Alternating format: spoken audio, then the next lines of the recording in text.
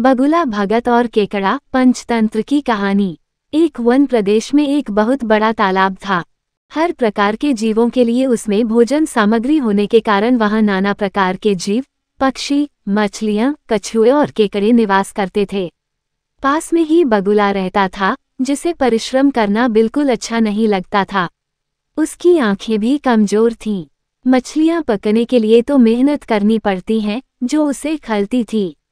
इसलिए आलस्य के मारे वह प्रायः भूखा ही रहता। एक टांग पर खड़ा यही सोचता रहता कि क्या उपाय किया जाए कि बिना हाथ पैर हिलाए रोज भोजन मिले।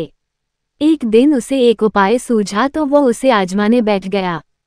बगुला तालाब के किनारे खड़ा हो गया और लगा आंखों से आंसू बहाने। एक केकड़े ने उसे आंसू बहाते देखा तो वह उसके निकट आया और पूछने लगा, मामा, क्या बात है, भोजन के लिए मछलियों का शिकार करने की बजाय खड़े आंसू बहा रहे हो? बगुले ने जोर की हिचकी ली और भर्राए गले से बोला, बेटे, बहुत कर लिया मछलियों का शिकार। अब मैं ये पाप कार्य और नहीं करूँगा। मेरी आत्मा जाग उठी है, इसलिए मैं निकट आई मछलियों को भी नहीं पकड़ रहा हूँ। तुम तो देख ही रहे हो। केकड़ा बोला, मामा, शिकार नहीं करोगे, कुछ खाओगे नहीं तो मर नहीं जाओगे। बगुले ने एक और हिचकी ली, ऐसे जीवन का नष्ट होना ही अच्छा है बेटे, वैसे भी हम सबको जल्दी मरना ही है। मुझे ज्ञात हुआ है कि शीघ्र ही यहाँ 12 वर्ष लंबा सूखा पड़ेगा।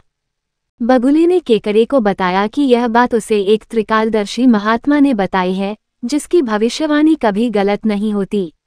केकड़े ने जाकर सबको बताया कि कैसे बगुले ने बलिदान व भक्ति का मार्ग अपना लिया है और सूखा पड़ने वाला है।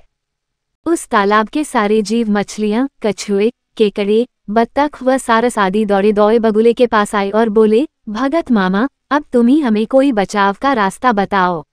अपनी अक्ल लड़ाओ, तुम तो महाज्ञानी बन ही गए हो। बगुले ने कुछ सोचकर बताया कि वहां से कुछ कोस दूर एक जलाशय है जिसमें पहाड़ी झरना बहकर गिरता है। वो कभी नहीं सूखता। यदि जलाशय के सब जीव वहां चले जाएं तो बचाव हो सकता है। अब समस्या ये थी कि वहां तक जाया कैसे जाएं। बगुले भगत ने ये समस्या भी सुलझा दी। मैं तुम्हें एक एक करके अपनी पीठ पर बिठाकर वहां तक पहुंचाऊंगा, क्योंकि अब मेरा सारा शेष जीवन दूसरों की सेवा करने में ही तो गुजरेगा। सभी जीवों ने गद गद होकर बगुला भगत जी की जय के नारे लगाए। अब बगुला भगत के पौ 12 हो गई। वह रोज एक जीव को अपनी पीठ पर बिठाकर ले जाता और कुछ दूर ले जाकर एक चट्टान के पास जाकर उसे उस पर पटककर मार डालता और खा जाता। कभी मूड हुआ तो भगत जी 2 फेरे भी लगाते और 2 जीवों को चटकर जाते। तालाब में जानवरों की संख्या घटने लगी। चट्टान के पास मरे जीवों की हड्डियों का ढेर बढ़ने लगा और भगत जी की सेहत बनने लगी। खा खाकर वह खूब मोटे हो गए। मुख पर लाली आ गई और पंख चर्बी के तेज से चमकने लगे। उन्हें देखकर दूसरे जीव कहते, देखो, दूसरों की सेवा का फल और पुण्य भगत जी के शरीर को लग रहा है। बगुला भगत मन ही मन खूब हंसता। वह सोचता कि देखो, दुनिया में कैसे कैसे मूर्ख जीव भरे पड़े हैं, जो सबका विश्वास कर लेते हैं।